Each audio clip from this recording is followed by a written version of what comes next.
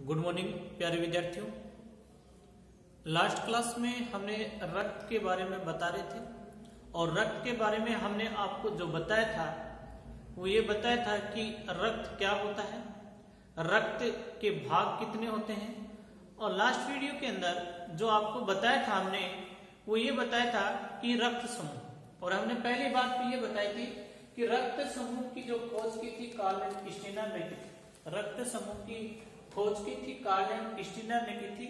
हमने ये बताया था कि रक्त समूह की जो खोज की थी इन्होंने ए बी और रक्त समूह की खोज की थी, ए बी और रक्त समूह की, जबकि ए बी रक्त समूह की जो खोज की थी वो हमने ये बताए थे स्टर्ली व डिकोस्टलो ने की थी। तो हमने ये बताया था। अब रक्त समूह का जो वर्गीकरण किया गया, बहुत सारे प्रकार के रक्त समूह है। एक बॉम्बिकन भी होता है, रक्त समूह होता है बॉम्बे जो बॉम्बे के अंदर पाया गया था, तो वो भी रक्त समूह है, लेकिन कंपटीशन में उसके बारे में नहीं पूछते। रक्त समूह 4 और रक्त समूह जो होते हैं इनका जो वर्गीकरण किया गया है प्रतिजन के आधार पे किया गया है। प्रतिजन हमने लास्ट क्लास में आपको बताया था कि आरबीसी की सतह पे पाए जाने वाली ग्लाइकोप्रोटीन होती है, जबकि प्रतिरक्षी जो होती है ये प्लाज्मा की सतह पे पाए जाने वाली ग्लाइकोप्रोटीन होती है। और हमने बताया था जिसमें प्रतिजन ए पाया जाएगा वो रक्त समूह होगा ए, जिसमें प्रतिजन बी पाया जाएगा वो रक्त समूह होगा बी, और जिसमें ए बी रक्त समूह प्रतिजन पाया जाएगा वो ए बी रक्त समूह, जिसमें प्रतिजन नहीं पाया जाता वह रक्त समूह ओ होता है, इसे जीरो रक्त समूह भी कहते हैं। प्रतिरक्षी की बात करें तो प्रतिरक्षी पाया जाएगा रक्त समूह ए के अंदर बी और बी रक्त समूह में ए, जबकि ए बी रक्त समूह में प्रतिरक्षी अनुपस्थित होता है, नहीं पाया जाता। जबकि हम बात करें रक्त समूह ओ में प्रतिरक्षी ए बी पाया जाता है। तो ये लास्ट क्लास में हमने आपको बता दी था। और हमने ये भी बताया था कि जो ए बी जो रक्त समूह होता है इसे हम सर्वग्राही कहते हैं। सर्वग्राही का मतलब ये सभी को रक्त ग्रहण कर सकता है, और इसे हम बोलते हैं सर्वदाता रक्त समूह। सर्वदाता रक्त समूह होता है। अब हमें कंपटीशन के अंदर प्रश्न पूछ ले कि कौन सा रक्त किससे रक्त ग्रहण कर सकता है, किसको रक्त दे सकता है, तो ऐसे क्वेश्चन पूछ ले तो हम कैसे करें। तो हम सबसे पहले हम बात करते हैं रक्त ग्रहण कर सकता है, ग्रहण कर सकता है, रक्त ग्रहण कर सकता है और रक्त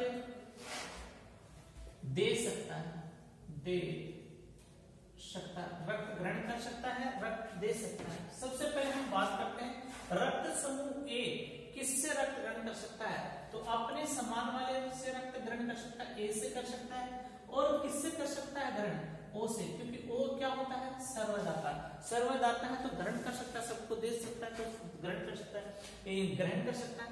अब जैसे हम बात करें दे किसको सकता है, अपने समान वाले इसको दे सकता है, सर्वग्राही कौन होता है ए बी को दे सकता है। तो हम बात करें रक्त समूह ए से रक्त ग्रहण कर सकता है, ओ से ग्रहण कर सकता है, दे सकता है, ए को दे सकता है, ए बी को रक्त दे सकता है। अब हम बात करते हैं रक्त समूह बी की।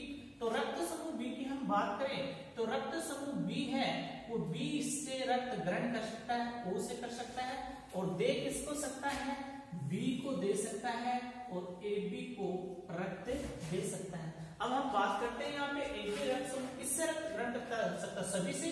क्यों कर सकता है, क्योंकि ये सर्वग्राही ए से भी कर सकता है, बी से भी कर सकता है, ए बी से भी कर सकता है, और ओ से भी कर सकता है। ये सर्वग्राही होता है, और दे किसको सकता है, ए बी को।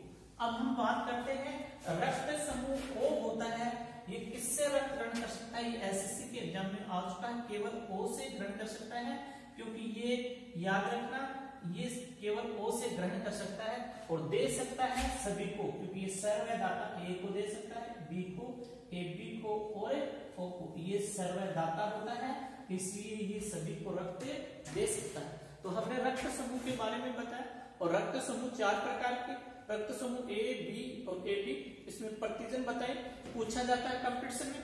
किस रक्त समूह में प्रतिजन नहीं पाया जाता, तो उसका आंसर होता है रक्त समूह ओ। किस रक्त समूह में प्रतिरक्षी अनुपस्थित होता है, तो हम बात करें ए बी रक्त समूह में। तो ये हमने रक्त समूह के बारे में आपको बताया, और इनसे क्वेश्चन पूछे भी जाते हैं कौन सा रक्त समूह किससे रक्त ग्रहण कर सकता है। तो ये रक्त समूह है। इसके बाद में हमने आपको लास्ट क्लास में ये भी बताया था कि जब कोई भी मानव शरीर का अंग कट जाता है और मानव शरीर का कोई भी अंग कट जाता है तो कुछ समय बाद हम बात कैसे कटता है तो रक्त बहने लगता है, और रक्त बहने लगता है तो हम देखते हैं कुछ समय बाद में वो रक्त बहना बंद हो जाता है, जिसको बोलते हैं रक्त का थक्का बनना। तो रक्त का थक्का किस प्रकार बनता है वो भी हम आपको बताने जा रहे हैं। तो अपना ध्यान पूरा बोर्ड पे केंद्रित करें। जैसे ही हम आपको बताएं कि रक्त का थक्का कैसे बनता है, मानव शरीर का कोई भी अंग कट जाता है तो कुछ समय बाद में रक्त बहने लगता है, और हम जैसे ही देखते हैं 2 या 3 मिनट के बाद में रक्त बहना बंद हो जाता है, और ये बोलते हैं रक्त का थक्का। तो ये रक्त का थक्का कैसे बनता है ये हम आपको बताने जा रहे हैं। जैसे ही क्या होता है, चोटग्रस्त ऊतक होते हैं, चोटग्रस्त ऊतक, हम बात करते हैं रक्त का थक्का। रक्त का थक्का किस प्रकार, मानव शरीर की बात करें हम, और उसमें रक्त का थक्का किस प्रकार, चोटग्रस्त ऊतक, चोटग्रस्त ऊतक, चोटग्रस्त ऊतक होते हैं, उनसे थर्मोप्लास्टिक,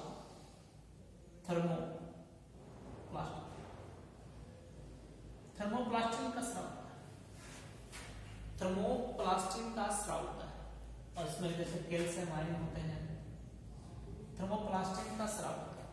और कैल्शियम आयन के कारण यहां पर रक्त के अंदर प्रोथ्रोम्बिन होता है, प्रोथ्रोम्बिन होता है, ये निष्क्रिय होता है, प्रोथ्रोम्बिन होता है, ये निष्क्रिय होता है, यानी रक्त के अंदर ये निष्क्रिय होता है। प्रोथ्रोम्बिन होता है, ये एक प्रकार का प्रोटीन होता है, प्रोटीन ये होता है निष्क्रिय होता है प्रोथ्रोम्बिन। और ये जो कैल्शियम आयन होते हैं ये क्या करते हैं, इस प्रोथ्रोम्बिन को सक्रिय कर देते हैं और थ्रोम्बिन में बदलते हैं, और ये सक्रिय हो जाता है, प्रोथ्रोम्बिन में बदल देते हैं, ये क्या होता है, सक्रिय होता है। जैसे सक्रिय होता है थ्रोम्बिन, तो थ्रोम्बिन सक्रिय होने के बाद में ये क्या करता है, रक्त के अंदर एक प्रोटीन पाया जाता है, रक्त के अंदर, जिसको हम बोलते हैं फाइब्रोनोजन, ये प्रोटीन होता है। और ये प्रोटीन होता है, ये जो थ्रोम्बिन है सक्रिय, इस फाइब्रोनोजन जो प्रोटीन होता है, रक्त को स्कंदित करने वाला प्रोटीन होता है, रक्त को स्कंदित करने वाला प्रोटीन, रक्त को स्कंदित करने वाला प्रोटीन होता है, ये फाइब्रोनोजन। अब ये जो थ्रोम्बिन होता है, ये फाइब्रोनोजन को फाइब्रिन में बदल देता है, फाइब्रिन में, और फाइब्रिन में बदलने के बाद में रक्त का थक्का बन जाता है, रक्त का थक्का बन जाता है। दोबारा बताएंगे एक बार। जैसे ही चोटग्रस्त ऊतक होते हैं, चोटग्रस्त ऊतक से थर्मोप्लास्टिन होता है, स्राव होता है, कैल्शियम आयन होते हैं, और रक्त के अंदर प्रोथ्रोम्बिन एक निष्क्रिय प्रोटीन पाया जाता है। ये जो कैल्शियम आयन जो होते हैं, प्रोथ्रोम्बिन होते हैं, ये थ्रोम्बिन सक्रिय में बदल देते हैं। अब रक्त में फाइब्रोनोजन एक प्रोटीन होता है, जो एक रक्त को स्कंदित करने वाला प्रोटीन होता है, ये क्या होता है, थ्रोम्बिन है, फाइब्रोनोजन को फाइब्रिन में बदल देता है, और फाइब्रिन में बदलने के बाद में रक्त का थक्का बन जाता है, रक्त का थक्का बन जाता है, रक्त का क्या बन जाता है, थक्का। तो याद रहिए, रक्त का थक्का बनता है, जो स्कंदित करने वाला प्रोटीन होता है वो होता है फाइब्रोनोजन, और फाइब्रिन के कारण रक्त का थक्का बन जाता है। तो ये रक्त का थक्का बनने का क्या होता है, रीजन, रक्त का थक्का इस प्रकार बनता है। तो ये हम आपको रक्त का थक्का किस प्रकार बनता है ये भी हम आपको बता चुके हैं। इसके बाद में अगला जो टॉपिक है, बहुत बार कॉम्पिटिशन एग्जाम में इससे प्रश्न पूछे गए हैं और अच्छा टॉपिक है। तो रक्त की पटरे, अभी रक्त के बारे में हम बात कर रहे थे, रक्त का सामान्य आपको परिचय करा दिया, रक्त के भाग करवा दिए, और रक्त समूह और रक्त का थक्का किस प्रकार बनता है ये भी करवा दिया। इसके बाद में हम बात कर रहे हैं यहाँ पे, यहाँ पे बोर्ड पे ध्यान दें, हमने ये बताया आपको कि हमें जो पढ़ाना है, कभी कभी क्या देखते हैं, कभी कभी ऐसा होता है कि कोई मनुष्य होता है, उसकी पहली संतान तो जीवित रहती है, मनुष्य की पहली संतान तो जीवित रहती है, और दूसरी संतान की मृत्यु गर्भ में या गर्भपात के तुरंत बाद हो जाती है। यानी हमने क्या बताया, कोई मनुष्य की पहली संतान तो जीवित रहती है और दूसरी संतान की मृत्यु गर्भ में या गर्भपात के बाद हो जाती है। ऐसा क्यों होता है? इसके लिए दो वैज्ञानिक, एक वैज्ञानिक जिन्होंने रक्त समूह की खोज की थी जिसका नाम था कार्ल स्टीनर, और इसी का सहयोगी वैज्ञानिक वीनर। कार्ल स्टीनर व वीनर दो वैज्ञानिक थे। इस समस्या के समाधान के लिए इन्होंने अपने प्रयोग एक बंदर पे की। इन्होंने अपने प्रयोग बंदर पे की और बंदर का जो नाम था मकाकारिसस नाम था। बंदर का जो नाम था मकाकारिसस, और ये जो रिसस था, रिसस नाम था, मकाकारिसस। तो इसी के नाम पर इन्होंने कार्ल स्टीनर और वीनर ने RH फैक्टर यानी कारक की खोज की, RH फैक्टर की खोज की। तो पूछा जाता प्रश्न, RH कारक की खोज किसने की? कार्ल स्टीनर ने। इन्होंने अपने प्रयोग किस पे किए? बंदर पे, और बंदर का जो नाम था वो था मकाकारिसस। बंदर का जो नाम था मकाकारिसस। अब हम बात करते हैं, मकाकारिसस बंदर का नाम था। RH कारक वास्तव में एक प्रकार का प्रोटीन होता है, एक प्रकार का प्रोटीन होता है RH कारक। अब हम बात करते हैं यहाँ पे कि RH कारक, एक बार क्वेश्चन पूछा गया था कि RH कारक का संबंध किससे होता है? तो बल्ब से होता है। RH कारक का संबंध बल्ब से होता है। याद रखना, ये एक प्रकार का प्रतिजन भी कह सकते हैं। प्रतिजन है तो प्रोटीन, प्रतिजन भी कह सकते हैं। अब ये RH कारक की खोज बंदर से की, बंदर का नाम था मकाकारिसस। अब इन्होंने प्रयोगों द्वारा बताया कि जिसमें RH फैक्टर पाया जाएगा वो तो होगा positive, RH factor is present. जिसमें प्रेजेंट होगा, RH फैक्टर प्रेजेंट होगा, यानी जिसमें पाया जाएगा वो तो होगा RH पॉजिटिव, यानी RH पॉजिटिव होगा, और जिसमें नहीं पाया जाएगा वो क्या होगा? RH negative. जिसमें पाया जाता है वो RH पॉजिटिव और जिसमें नहीं पाया जाता RH नेगेटिव। रक्त समूह में नेगेटिव व पॉजिटिव होता है, O positive, O negative, AB positive, AB negative. ये केवल RH कारक के आधार पे। इसमें RH कारक, जिसमें RH कारक पाया जाता है उसमें प्रतिजन और जुड़ जाएगा। अब हम बात करते हैं, इन्होंने अपने प्रयोगों द्वारा पहली जो बात बताई उसके बारे में हम आपको बता देते हैं। इन्होंने अपने प्रयोगों द्वारा बताया कि RH यदि पॉजिटिव ये पुरुष है और दूसरा है RH नेगेटिव महिला। इन दोनों की यदि शादी करा दी जाती है, RH पॉजिटिव पुरुष और RH नेगेटिव महिला की शादी करा, तो इनसे जो संतान उत्पन्न होगी, इनसे यदि संतान उत्पन्न होती है तो प्रथम जो संतान होती है, वो तो जीवित है, और दूसरी जो संतान होती है, दूसरी संतान की मृत्यु गर्भ में या गर्भपात के बाद होती है, गर्भ में या गर्भपात। और इसे हम, ये जो रोग होता है, इस रोग को हम बोलते हैं रक्त गर्भाणु कोरक। रक्त गर्भाणु कोरकता, रक्त गर्भाणु कोरकता, और इंग्लिश में बोले तो एरिथ्रो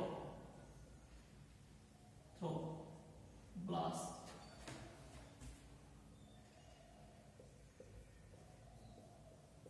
एरिथ्रोब्लास्टिस फिटलेस, एरिथ्रोब्लास्टिक फिटलेस, एरिथ्रोब्लास्टिक रक्त कणकों। ये आज हम बता रहे हैं आपको कि आरएच कारक।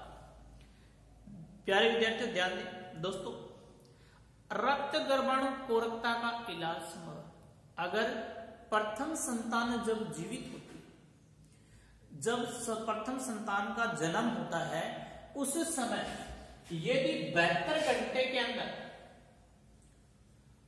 यदि 72 घंटे के अंदर आरएच रोहम या आरएच का इंजेक्शन दे दिया जाए, इंजेक्शन, तो दूसरी संतान को भी बचाया जा सकता है। दूसरी संतान को भी क्या कर सकते हैं, बचा सकते हैं।